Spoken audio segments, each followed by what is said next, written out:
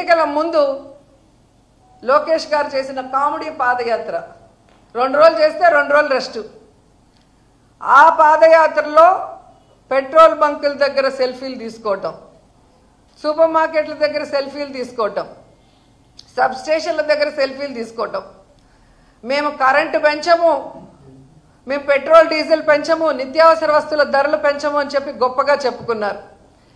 ఈరోజు నేను లోకేష్ని సూటిగా అడుగుతున్నాను, మీరు మళ్ళీ పెట్రోల్ బంకుల దగ్గర కానీ సబ్ స్టేషన్ల దగ్గర కానీ నిత్యావసర వస్తువులు అమ్మే చోటికి వచ్చి సెల్ఫీలు తీసుకొని మేము పెట్రోల్ డీజిల్ ధరలు తగ్గించాము, మేము కరెంటు ఛార్జీలు తగ్గించాము, మేము నిత్యావసర వస్తువుల ధరలు తగ్గించామని చెప్పే దమ్ము ధైర్యం ఉందా అని అడుగుతున్నా. ఈరోజు పాల నుంచి పవర్ ఛార్జెస్ వరకు అన్నీ పెంచేసి జనాల జీవితాల్ని నాశనం చేస్తున్న మీకు ఖచ్చితంగా తొందరలో జనాలు బుద్ధి చెప్తారని కూడా ఈ సందర్భంగా తెలియజేసుకుంటున్నాను. ఎందుకంటే వీళ్ళు వచ్చిన తర్వాత ఒక పక్క సంక్షేమం లేదు, ఒక పక్క అభివృద్ధి లేదు, అండ్ చాలా ముఖ్యమైనది మహిళలకి సంక్షేమం లేకపోయినా పర్లేదు కానీ భద్రత లేకుండా పోయింది. వాళ్ళు అసెంబ్లీలో అడిగిన క్వశ్చన్కి ఇచ్చిన ఆన్సర్లోనే మీకు తెలుస్తుంది. జూన్ 24 నుండి జనవరి 25 వరకు 16,809 కేసులు, అంటే ప్రతిరోజు దాదాపుగా 70 మంది మహిళలు చిన్నపిల్లల మీద ఏ విధంగా రేపులు కానీ అఘాయిత్యాలు కానీ టార్చర్లు కానీ న్యాయాలు కానీ అన్నీ జరుగుతున్నాయో వాళ్ళే సాక్షాత్తు అసెంబ్లీలో అడిగిన క్వశ్చన్కి ఇచ్చారు. ఈరోజు జగనన్న అధికారంలో ఉన్నప్పుడు మహిళా పక్షపాత ముఖ్యమంత్రిగా మహిళలకు ఎంత అండగా ఉన్నారో మనం కళ్ళారా చూసాం. కానీ ఈరోజు చంద్రబాబు నాయుడు ముఖ్యమంత్రి అయ్యాక మహిళల కక్ష సాధించే విధంగా ఈరోజు కార్యక్రమాలు చేపడుతున్నారు. ఉదాహరణకి ఎన్నో ఉన్నాయి. ఈ రాష్ట్రంలో ఎంతమంది ఆడపిల్లల్ని రేప్ చేశారు, చంపేశారు, ముక్కలు చేసేశారు, అయినా కూడా పట్టించుకోరు. ఎక్కడికి ముఖ్యమంత్రి కానీ డిప్యూటీ కానీ హోంమంత్రి కానీ రావటానికి కూడా మనసు సహకరించదు.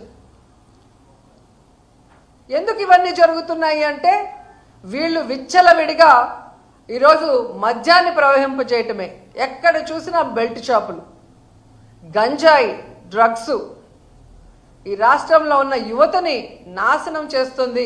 ఆ యువత చేతిలో ఈరోజు ఆడపిల్లలు బలి అవుతున్నది నిజం కాదని అడుగుతున్నా. సాక్షాత్తు ముఖ్యమంత్రి ప్రాతినిధ్యం వహిస్తున్న కుప్పంలో కానీ హోంమంత్రి ప్రాతినిధ్యం వహిస్తున్న వైజాగ్ ప్రాంతంలో ఈరోజు ఎకరాలకు ఎకరాలు గంజాయి పండిస్తుంటే ఏం చేస్తున్నారని అడుగుతున్నా. 100 రోజుల్లో గంజాయి లేకుండా నిర్మూలిస్తామన్న మీరు ప్రాతినిధ్యం వహిస్తున్న చోట ఇంత గంజాయిని పండిస్తూ ఈ విధంగా బెల్ట్ షాపుల్ని పెట్టించి విచ్చలవిడిగా మందు సరఫరా చేస్తూ కొత్తగా డ్రగ్స్ను కూడా తీసుకొచ్చారు. సాక్షాత్తు ముఖ్యమంత్రి గారు నివాసం అంటున్న గుంటూరు ప్రాంతంలోనే ఈరోజు డ్రగ్స్ దొరుకుతున్నాయంటే వీళ్ళు ఏం పరిపాలిస్తున్నారని నేను అడుగుతున్నాను. వీటి వల్లే కదా ఆడవాళ్ళ మీద ఇన్ని అఘాయిత్యాలు జరుగుతున్నాయి. మొన్నటికి మొన్న మనం చూసాం కిమ్స్లో ఫార్మసీ స్టూడెంట్ని ఆ ఏజీఎం దీపక్ అనేవాడు ఎలా బ్లాక్మెయిల్ చేశాడు, ఎలా అమ్మాయిని లోబర్చుకున్నాడు, ఎలా అమ్మాయిని వాడుకున్నాడు. ఈరోజు ఆ అమ్మాయి ఆత్మహత్య చేసుకునేదానికి ఎలా కారణమయ్యాడో కల్లారా మనం చూస్తున్నాం. మార్చి 23వ తేదీన జరిగితే సూసైడ్ అటెంప్ట్ 3 రోజుల వరకు ఆ కేసుని ఎలా నీరుగార్చాలన్న ప్రయత్నమే ఈ ప్రభుత్వం చేసింది. ఎందుకంటే హాస్పిటల్ చంద్రబాబు నాయుడు సామాజిక వర్గానికి ఆయనకు కావాల్సిన మనిషిది. ఆ ఏజీఎం దీపక్ తెలుగుదేశం పార్టీ నాయకుడు. సో వాళ్ళని కాపాడటానికి ఆ తల్లిదండ్రులకి కడుపు కోత మిగిల్చే విధంగా ఆ కేసును నీరుగారుస్తూ ఆ అమ్మాయిని అదే హాస్పిటల్లో ట్రీట్మెంట్ చేస్తున్నట్టు నటించడం అనేది దురదృష్టకరం. ఈరోజు స్టూడెంట్స్ మహిళా సంఘాలు, వైఎస్ఆర్సీపీ అందరూ కూడా పోరాటం చేశాక ఏదో తూతూ మంత్రంగా అరెస్ట్ చేశారు. కానీ ఎందుకు ఈ రోజు వరకు ఆ హాస్పిటల్లో ఉన్న సీసీ ఫుటేజ్ని బయటికి ఇవ్వలేదు అని అడుగుతున్నా. పాస్టర్ గారి విషయంలో వాళ్ళ ఇష్టానికి అక్కడ ఒక సీసీ ఫుటేజ్, ఇక్కడ ఒక సీసీ ఫుటేజ్ అని చూపిస్తూ ఎలా కేసులు డైవర్ట్ చేయాలనుకుంటున్నారో మనం కళ్ళారా చూసాం. అలాగే అనేక కేసుల్లో మనం చూసాం కేసులు డైవర్ట్ చేయడానికి ఎలాంటి సీసీ ఫుటేజ్లు వీళ్ళు బయటికి ఇస్తారని. కానీ ఈరోజు వాళ్ళ హాస్పిటల్లో ఆ అమ్మాయి చావు బతుకుల మధ్య కొట్టుమిట్టాడుతుంటే ఎందుకు ఆ అమ్మాయికి ఆ పరిస్థితి తీసుకొచ్చిన ఏజీఎం దీపక్ని లోపల వేసే విధంగా బయటికి రాకుండా ఆ సీసీ ఫుటేజ్ ఎందుకు బయటికి రాలేదు అని అడుగుతున్నా. ఎందుకంటే ఆ అమ్మాయే తీసుకుంది మెడిసిన్ అని చెబుతున్న వీళ్ళు ఆ మెడిసిన్ వాళ్ళే తీసుకోలేరు అని ఆ అమ్మాయితో చదువుతున్న మిగతా అమ్మాయిలు చెప్తున్నారు కదా టీవీల్లో. ఈరోజు ఆ అమ్మాయి లెటర్ ఏదైతే సూసైడ్ చేసుకుందని మీరు చెప్తున్నారో దానికి ముందు రాసిన లెటర్ బయటపడింది కాబట్టి ఈ ఏజీఎం దీపక్ అనేవాడు ఆ అమ్మాయి జీవితంతో ఎలా ఆడుకున్నాడో, అమ్మాయికి నరకం ఎలా చూపించాడు అనేది బయటపడింది. సో అది హత్య, ఆత్మహత్య అనేది ఇప్పుడు అనుమానం వస్తుంది.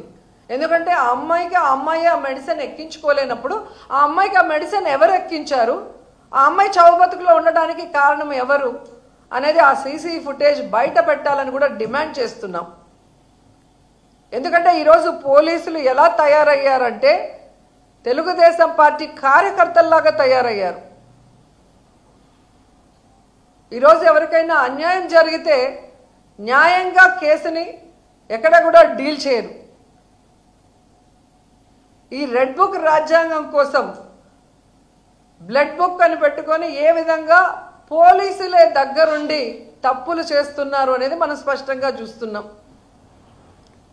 ఏ విధంగా నేరస్తుల్ని కాపాడటానికి పోలీసులు ప్రయత్నం చేస్తున్నారు, కేసుని డైవర్ట్ చేయడానికి ఏ విధంగా నీరు గార్చడానికి ప్రయత్నం చేస్తున్నారో ప్రతి చోట కూడా మనకు కనిపిస్తుంది. అంతేకాకుండా ఈ వైస్ మేయర్లు కానీ ఎంపీపీలు, వైస్ ఎంపీపీల ఎలక్షన్ రోజు కూడా పోలీసులు తమ అధికారాన్ని ఎలా మిస్యూజ్ చేశారనేది కూడా మనకు స్పష్టంగా కనిపిస్తుంది. నిజంగా పోలీసు వ్యవస్థ తెలుసుకోవాల్సింది ఒక్కటే, చంద్రబాబు నాయుడు శాశ్వతంగా అధికారంలో ఉండడు. మీరు రూల్స్కి విరుద్ధంగా అన్యాయంగా వర్క్ చేస్తే రాబోయే రోజుల్లో మీరందరూ కూడా పర్యవసానం ఎదుర్కోవాల్సి వస్తుంది. న్యాయ వ్యవస్థ మీద, పోలీసు వ్యవస్థ మీద ప్రజలకున్న గౌరవాన్ని పెంపొందించాలే కానీ ఈ విధంగా అన్యాయం చేసిన వాళ్ళకి అండగా నిలబడి పోలీసులు పని చేయకూడదని కూడా ఈ సందర్భంగా తెలియజేసుకుంటున్నారు.